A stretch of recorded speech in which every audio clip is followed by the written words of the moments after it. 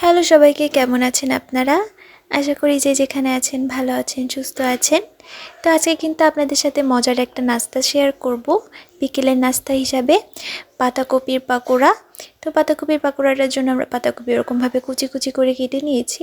তারপর এখানে দেখতে পাচ্ছেন পেঁয়াজ, চাট মশলা এবং কাঁচামরিচ আছে, আর আছে বেসন, আর ক্রিস্পি হওয়ার জন্য আছে চালের গুঁড়া।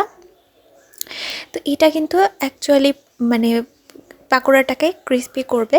তো আমরা পাতাকপির মধ্যে অল্প একটু কিছু পরিমাণে পেঁয়াজ দিয়ে নিলাম, তারপরে দিয়ে নিলাম কাঁচামরিচ, তারপরে দিয়ে নিলাম চাট মশলা,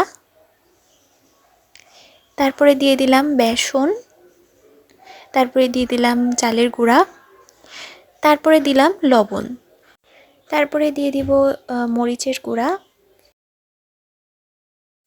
তারপর আমরা সুন্দর করে চটকে চটকে মাখিয়ে নিব।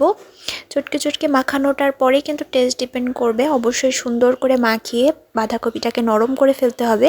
যেহেতু বাঁধাকপিটা একটু ড্রাই হয়ে থাকে, তো সেহেতু বাঁধাকপিটাকে সুন্দর করে নরম করতে হবে, আর অল্প একটু পানি দিতে হবে, নাহলে কিন্তু বাঁধাকপিটা একদম সফট হবে না। তো সেইভাবে করে আমরা এটাকে সুন্দর করে মাখিয়ে নিব একটু ধৈর্য সহকারে। এবং আমরা আদা রসুনও অ্যাড করব, সেটা হলো পরে অ্যাড করব। আমরা 15 মিনিটের জন্য এভাবে মাখিয়ে রেখে রেস্টে রেখে দিব। তারপরে আমরা আদা রসুনটা অ্যাড করব, যাতে পানি ছেড়ে না দেয়। মানে অনেক আদা রসুনটা দিলে হতে পারে অনেক বেশি পানি ছেড়ে দেওয়ার সম্ভাবনা থাকবে, তো সেটা আর হবে না। তো এইভাবে করেই আমরা মাখিয়ে 15 মিনিট রেস্টে রেখে দিব। তারপরে ভাজার কিছুক্ষণ আগে তারপরে আমরা উঠিয়ে নিব। তো এখন আমরা 15 মিনিট রেস্টে রেখে দিয়েছিলাম।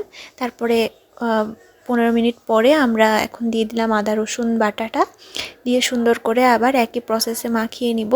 মাখিয়ে নিয়ে তারপরে আমরা মিডিয়াম তেলে মিডিয়াম আঁচে সুন্দর করে মচমচা করে ভেজে নিব। তো কড়াইতে তেল গরম করতে দিয়ে দিলাম। এর মধ্যে আমাদের সাথে প্রবলেম হবে, সেটা হচ্ছে কারেন্ট চলে যায় আমাদের এই ভিডিওটা করার সময়। একটু প্রবলেম হতে পারে, আপনারা একটু ম্যানেজ করে নিন। তো আমরা একে একে আমাদের পকোড়াগুলো ভেজে নিব। দিয়ে দিলাম গরম তেলের মধ্যে। তো সুন্দর করে আমরা 3 খোলা ভেজেছি, সব কিছুই আপনাদের সাথে শেয়ার করেছি। তো ফার্স্ট সাইড হয়ে গেলে আমরা এরকম আরেক সাইড উঠিয়ে উঠিয়ে সুন্দর করে ভেজে নিব।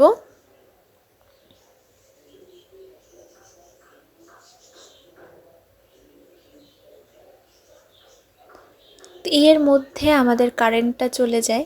তো কারেন্টটা চলে যাওয়ার জন্য এই প্রবলেম আমাদের ফেস করতে হয়েছিল। একটু পরেই আমাদের কারেন্টটা চলে যাবে।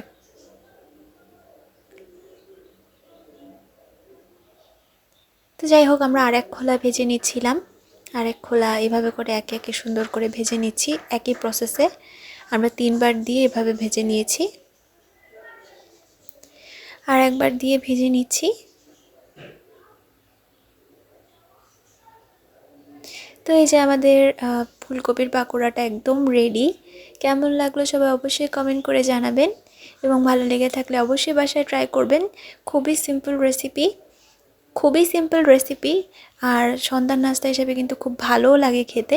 ভালো লেগে থাকলে অবশ্যই বাসায় ট্রাই করবেন, এবং অবশ্যই একটা লাইক কমেন্ট শেয়ার করে দিবেন। আমাদের ফেসবুক পেজটি অবশ্যই ফলো করবেন। Thanks for watching this video.